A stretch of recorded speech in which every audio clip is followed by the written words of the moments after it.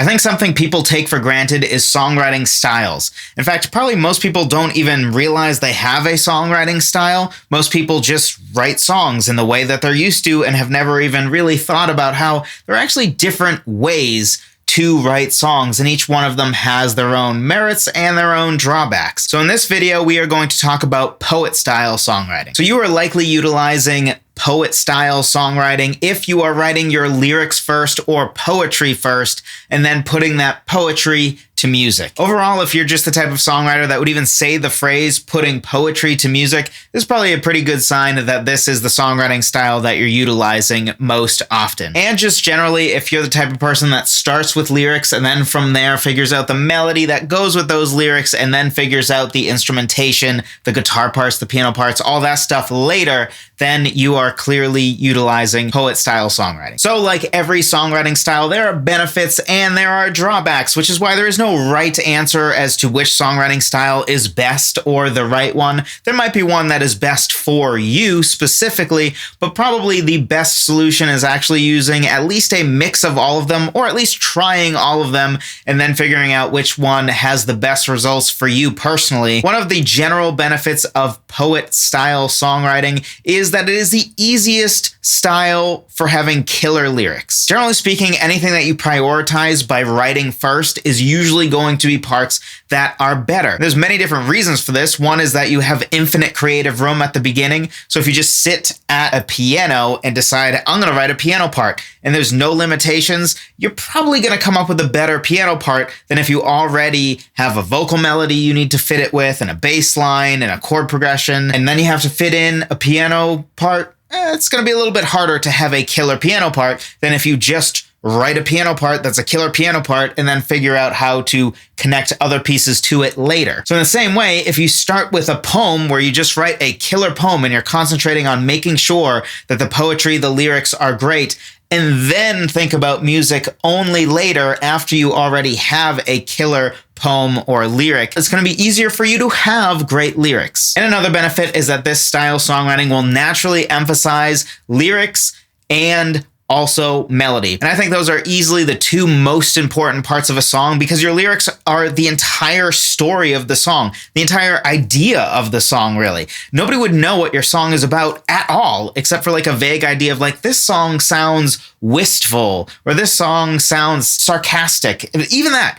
Have you ever heard music and thought, this sounds sarcastic? Probably not without the context of lyrics. And of course, music is super powerful and can communicate a ton, but when it comes to actually telling a story, music on its own can't tell the level of story that words can tell. So the story of your song does come from your lyrics. And then melody is almost certainly the most important part of a song, because it's the main highlighted part of a song. If one thing sticks out, it's going to be the melody. That's why the melody is the part that you hum. You might not even notice the bass parts and the guitar parts and the chord progression, but you certainly notice the melody in any song. And the reason that poet-style songwriting is going to naturally emphasize these things is, well, we already talked about how the lyrics are going to be naturally emphasized because you're concentrating on having a killer lyric before you do much of anything else. So if you think of a song as three basic pieces, which is your melody, your lyrics, and then we'll be a little bit reductionist and say just the chord progression. Really, there's no direct connection between the lyrics and the chord progression. They're connected through the melody. So usually if you write lyrics first, the natural next thing to write is to write melody next, and then figure out the chord progression that best supports that melody. If you start with a chord progression, or if you start with really any music that isn't the melody, the natural next thing to do is write the melody and then figure out the lyrics that fit with that. Because if you think about it, the lyrics and the melody are intrinsically linked. You can't have 5 notes in your melody and then have 10 syllables worth of words in that lyric. But you can have any lyrics that go over any chord progression. Now, maybe it doesn't totally fit because the chord progression sounds kind of dark and the lyrics aren't. Yeah, sure, of course there's that element. But really, when you think about it, the vocalist is singing both the melody and the lyrics at the same time. They're intrinsically linked. But that's not true with the chord progression. But the chord progression is intrinsically linked with the melody, because you can't have any chord progression with any melody, but you can't have any chord progression pretty much with any lyrics. All to say that there is a direct connection between your lyrics and your melody. So almost certainly when you do poet-style songwriting, the order of your writing is, in 99% of cases, going to be you write your lyrics and then you figure out, okay, what is the right melody to sing these lyrics with? So then if you agree with me that the two most important parts of a song are lyrics and your melody, then poet-style songwriting can be a great way to go. And another benefit of this style of songwriting is if you are somebody that started as a writer, as a poet, as a wordsmith, and you came to songwriting by basically being like, okay, I want to take my poetry and put it to music rather than being primarily an instrumentalist and a musician, this is going to be the most natural songwriting style for you. Because your strength is likely in crafting great words because you are primarily a writer of words. So you want to lean into that strength and then figure out the right music to support that. And really, you don't even have to change the way you write poetry, because now you just write poetry and then figure out how to put it to music, which of course is non-trivial. I don't mean to make that sound trivial. It's not, but it's going to be natural for you to write songs this way compared to you totally reversing your process and then writing music, even though that's not what you're as good at as you are, say, writing poetry. And then you figure out a melody, and then for the first time you write lyrics in a really constrained way that you never have had before, because you're used to just blank template, write poetry. But now you have to fit your poetry and your lyrics into a specific melody. That's going to be a pretty difficult transition for you. One probably worth making at some point, at least so that you can have multiple different songwriting styles that you utilize. But certainly, at least at first, it's going to be a way more natural transition for you to utilize poet-style songwriting. And like every songwriting style, not only are there benefits and reasons to use it, but there also are reasons why maybe we shouldn't use it, or just drawbacks that we need to be on the lookout for. And I think maybe the main drawback is that this is the hardest songwriting style to nail the instrumentation. Now, this sort of relates to my songwriting as a funnel theory, which is largely the theory that, generally speaking, if you want to write a killer part, you should write it earlier in the songwriting process rather than later. So if you already have a guitar chord progression and a guitar hook, a bass line and a melody and lyrics, and then you're going to write a piano part, probably the piano part is not going to be the highlight of the song, because you have to fit it in with a bunch of other parts and it's fairly constrained. But if the first thing you write is a guitar hook and you're concentrating on, let me write a killer guitar hook, and then when I write a killer guitar hook, I will then build a song off of it. It's just naturally easier to have a killer guitar hook if you start with a guitar hook. So this also usually means that it's going to be harder to have killer parts that you write later in the process. This isn't always true. I think this is more true of some things than other things. For example, I think you can save lyrics for last and still absolutely crush the lyrics, but I do think it's difficult to save something like a piano part for last or a bass line for last and have that be absolutely killer. But for poet-style songwriting, you're almost definitely going to write your lyrics first, maybe even all of your lyrics first, and then you're going to write your melody, and then you finally get to the instrumentation. So at this point, it's going to already be harder to write, say, a killer guitar hook, because you have to worry about fitting it in